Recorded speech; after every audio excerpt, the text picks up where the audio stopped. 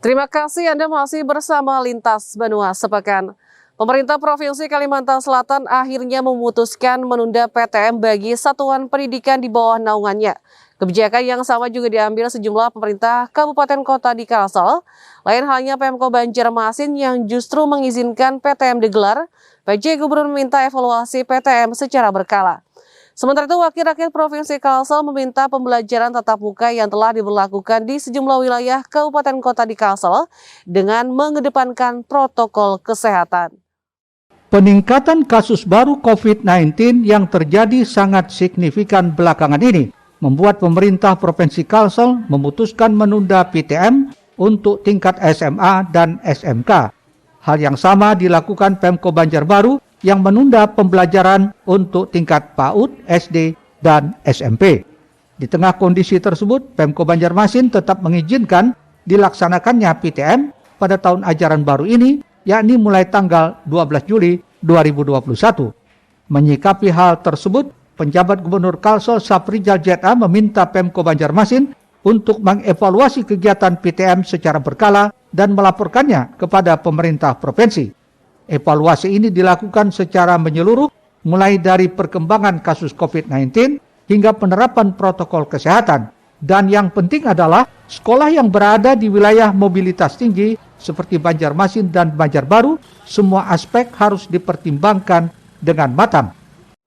Betul-betul semua aspek dipertimbangkan, terutama di perkotaan yang mobilitasnya cukup tinggi. Ya, Banjarbaru mobilitas cukup tinggi, Banjarmasin mobilitas cukup tinggi. Banjarbaru sudah meniadakan. Provinsi sendiri belum mengizinkan pembelajaran tatap muka sampai semua indikator dipenuhi dan sambil memonitor perkembangan penambahan jumlah kasus COVID. Dan Pak Wali Kota sudah berjanji akan evaluasi 1 minggu ini, nanti akan melaporkan kepada Gubernur pelaksana. Kira-kira. Aspek-aspek yang perlu dievaluasi apa? Aspek pertama kesiapan prokes. Ya, kedua zonasi. Kalau hari ini zonasi kuning, besok orange batal lagi. Ya, kemudian kesiapan guru vaksin. Kalau guru belum divaksin nggak boleh buka. Ya, nah sekarang akan ada vaksin untuk murid juga. Nah, kita masih menunggu petunjuk edaran. Pemerintah Provinsi Kalsel sendiri belum mengizinkan PTM digelar sampai semua indikator untuk melaksanakan PTM dapat terpenuhi dan situasi benar-benar aman. Dibandingkan bulan lalu, kasus COVID-19 di Kalsel menunjukkan peningkatan, meski tidak sedrastis seperti di Pulau Jawa. Saprijal mengingatkan masyarakat agar tidak mengabaikan protokol kesehatan, sedangkan penyekatan di pintu masuk Kalsel akan tetap dilaksanakan. Ahmad Ramadhani, Banjar TV.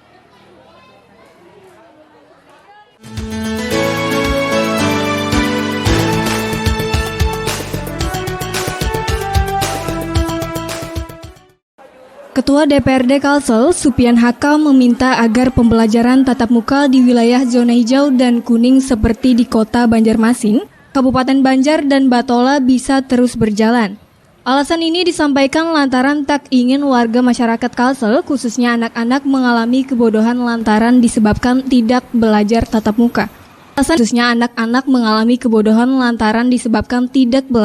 muka. Meski demikian, Supian mengingatkan agar sekolah yang melaksanakan PTM untuk tetap disiplin protokol kesehatan ketat, termasuk saat proses belajarnya mengatur jarak tempat duduk serta mengurangi kapasitasnya 50% per kelas. Tak hanya itu, secara berkala ruang-ruang kelas juga dilakukan penyemprotan disinfektan minimal 3 kali sehari. Yang penting kita tetap mengacu kepada proses kesehatan, proses yang diterapkan oleh gugus tugas. Nah, yang pertama dulu menyiapkan di sekolah hari itu jaga jarak. Yang kedua lagi masalah orang tuanya harus dicek, begitu juga harus kesepakatan kepada orang tuanya. Tempatnya mungkin nanti sekolahan itu maksimal misalnya awalnya 1 ruangan untuk orang 30, mungkin dibatasi dulu 15 masuk, nanti jam lain 15 lagi. Lebih jauh, Supian mengatakan suksesnya PTM ini tidak hanya tergantung pada pemerintahan dan lembaga pendidikan saja, namun diperlukan kolaborasi yang harmonis antara guru dan orang tua. Oleh karena itu, kepada guru dan orang tua bisa memberikan pemahaman terkait protokol kesehatannya. baik di sekolah maupun di luar sekolah, untuk terus diawasi. Muhail, Banjar TV.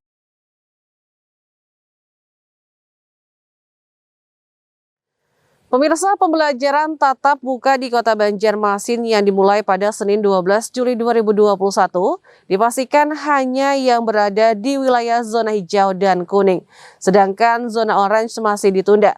Sementara itu PTM di tingkat SMP masih terus berjalan baik, terutama dari segi penerapan protokol kesehatannya seperti terlihat di SMP 11 Banjarmasin. Bahkan siswa yang ketahuan sakit langsung diminta untuk pulang ke rumah. Pembelajaran tatap muka di Kota Banjarmasin resmi dimulai pada hari ini Senin 12 Juli 2021. Meski demikian, proses pembelajaran tatap muka secara langsung ini hanya berlaku di wilayah zona hijau dan kuning. Sementara wilayah dengan zona oranye masih ditunda atau tetap melaksanakan pembelajaran jarak jauh atau PJJ.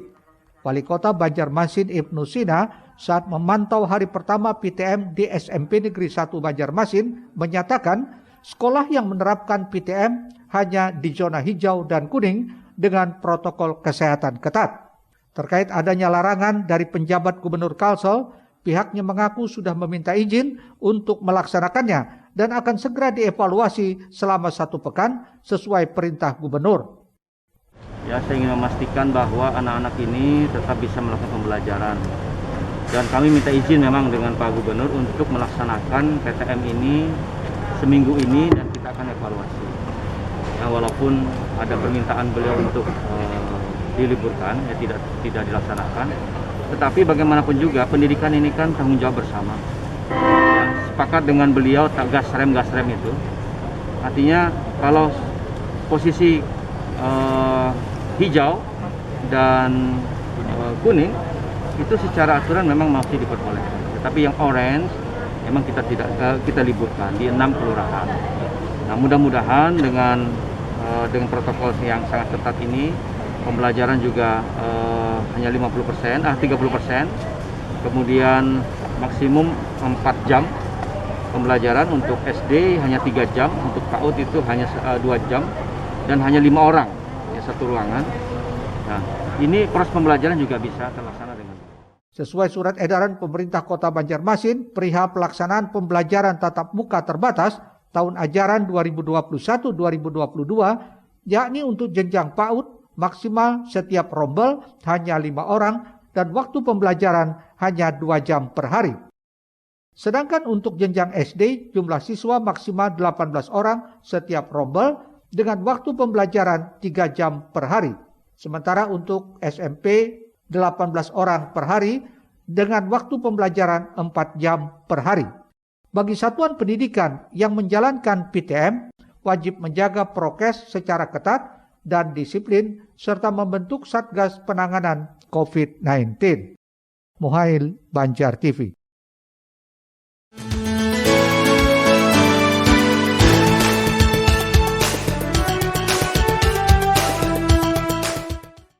Pembelajaran tatap muka di Kota Banjarmasin resmi dimulai sejak Senin 12 Juli 2021, baik tingkat PAUD, SD, hingga jenjang SMP di bawah naungan Dinas Pendidikan Kota Banjarmasin. Pantauan Banjar TV memasuki hari kedua PTM di tingkat SMP di Kota Banjarmasin masih berjalan sangat baik, terutama dalam hal penerapan protokol kesehatannya. Salah satunya di SMPN 11 Banjarmasin yang berada di kawasan Jalan Tembus Mantuil. Sebelum masuk ke dalam ruang kelas untuk mengikuti proses pembelajaran seluruh siswa, terlebih dahulu diperiksa suhu tubuhnya menggunakan termogen dan selanjutnya diminta untuk cuci tangan yang sudah disediakan di depan kelas masing-masing. Tak hanya itu, bagi siswa yang diketahui suhu tubuhnya melebihi batas normal, langsung diminta pulang. Dan hal ini sempat terjadi saat hari pertama masuk, tepatnya di hari Senin 12 Juli kemarin. Nah, jadi itu kebijakan kami untuk saat ini, ya kami tetap sesuai dengan edaran yang ada, melaksanakan tapi dengan batasan-batasan, dengan shift. itu yang sakit tadi terpantau nggak Bu? Memang terpantau karena kami kan pakai termogan. Jadi mereka di batas yang kita sudah ini kan Disuruh pulang aja. Langsung begitu dapat Langsung disuruh pulang. Suruh menunggu orang tuanya jemput, langsung dibawa pulang. Tadi ada yang di sana juga sudah nih, kami suruh pulang langsung. Meski demikian, Fitri mengaku untuk PTM hari kedua ini tak ada kendala. Semua siswa dalam keadaan sehat dan bisa mengikuti proses pembelajaran dengan baik. Alhamdulillah hari ini berjalan dengan lancar, aman, tertib, dan tidak lagi ditemukan anak-anak yang sakit. Pemantauan protokol kesehatan di SMPN Banjarmasin rupanya tidak hanya pada saat jam pelajaran berlangsung saja. Ketika siswa istirahat di dalam kelas pun kembali diawasi, termasuk saat siswa hendak makan diminta terlebih dahulu mencuci tangannya. Sementara itu agar siswa dapat terus disiplin menerapkan protokol kesehatannya, orang tua siswa juga diminta lebih memperhatikan anaknya, terutama dalam hal penggunaan masker mulai dari rumah hingga ke sekolah. Muhail, Banjar TV. Selanjutnya, Bupati Hulu Sungai Selatan didampingi Kadis Pendidikan dan Kadis Kesehatan melakukan peninjauan sekolah pelaksana pembelajaran tatap muka di Kecamatan Simpur dan Kalumpang untuk melihat kesiapan serta penerapan protokol kesehatan yang diberlakukan sekolah. Di samping itu, Bupati meminta Dinas Pendidikan agar lebih sering datang ke sekolah untuk memastikan protokol kesehatan sudah dilakukan dengan benar. Meski terbilang melelahkan, namun inilah syarat agar pembelajaran tatap muka bisa terus dilaksanakan untuk kedepannya. Pembelajaran tatap muka atau PTM di Hulu Sungai Selatan telah dimulai Senin 12 Juli. Saat hari pertama pelaksanaan berjalan lancar tanpa ada hambatan. Peninjauan dilakukan Bupati HSS ke beberapa sekolah ini sebagai bukti keseriusan pemerintah kabupaten dalam mendukung proses belajar mengajar secara langsung antara guru dan siswa.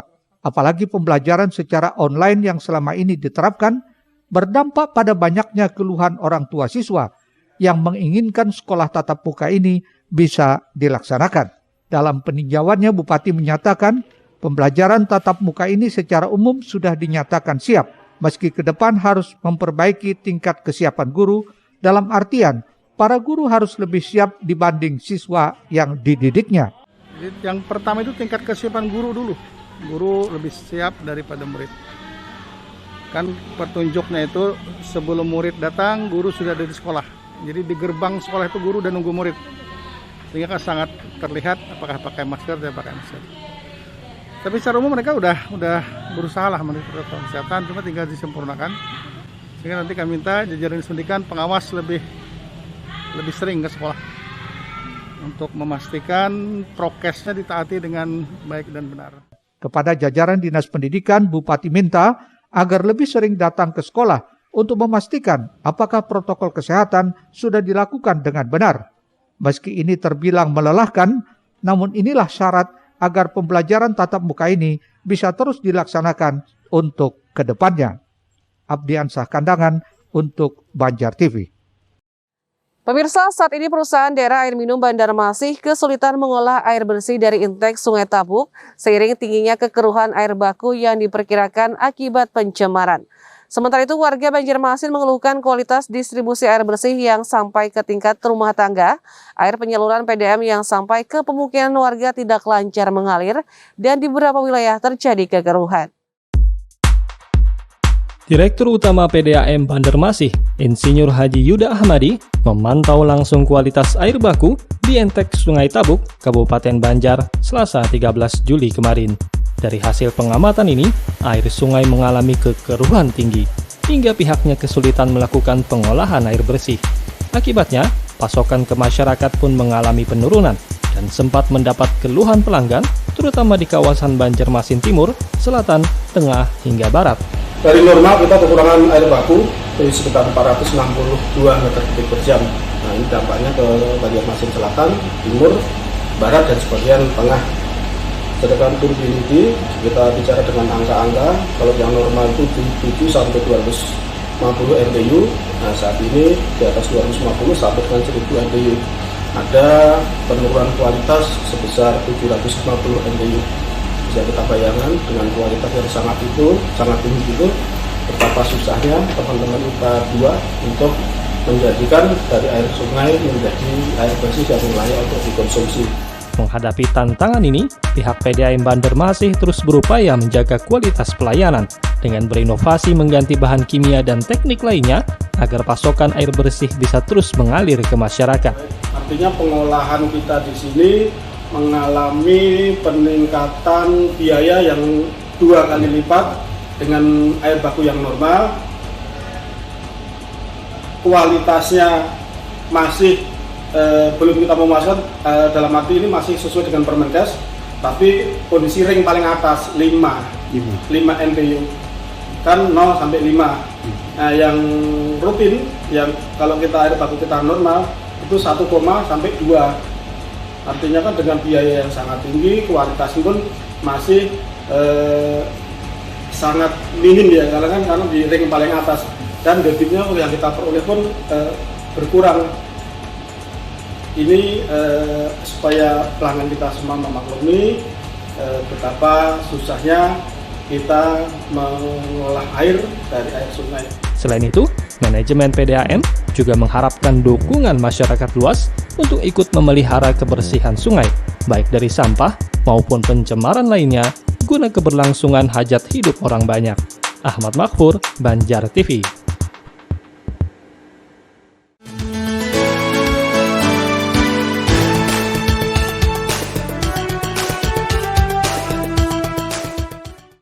Beginilah kondisi air bersih yang sampai terdistribusi ke tingkat rumah tangga. Alirannya tidak deras dan malah di beberapa wilayah layanan terpantau keruh.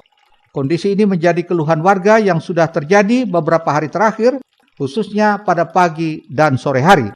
Salah seorang warga Sultan Adam Hamran mengaku bingung harus mengadu kemana agar kualitas layanan kembali normal.